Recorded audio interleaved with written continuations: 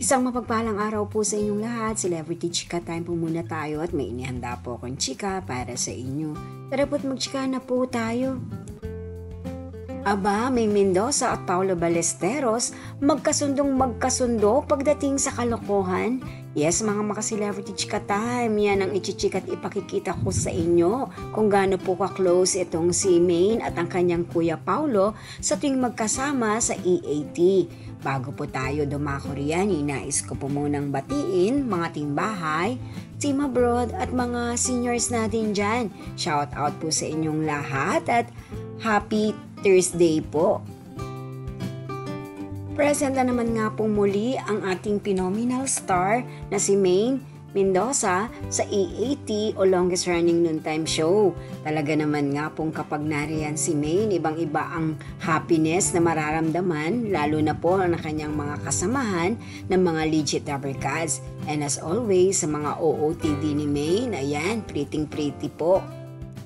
And of course, nakakatuwa po si Maine at si Paulo Ballesteros sa tuwing magkasama sa EAT. Talaga naman pong riot ang kalokohan. Narito po at panoorin po natin.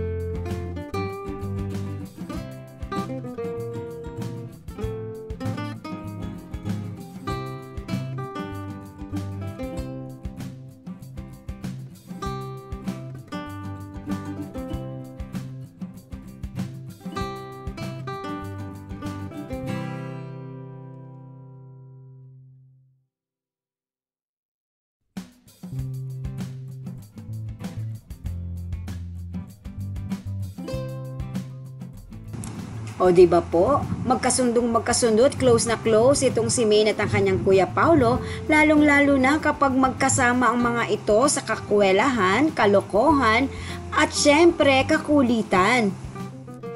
Iba rin po talaga ang chemistry ni Maine at Paulo kapag magkasama. Ayan po at kitang-kita naman po ang ebidensya, di po ba?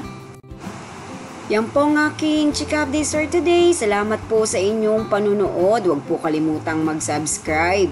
Pwede po mag-comment sa ibaba. Basta wag lamang po harsh o nakakasakit sa isa't isa. Salamat po muli. Spread love, not hate.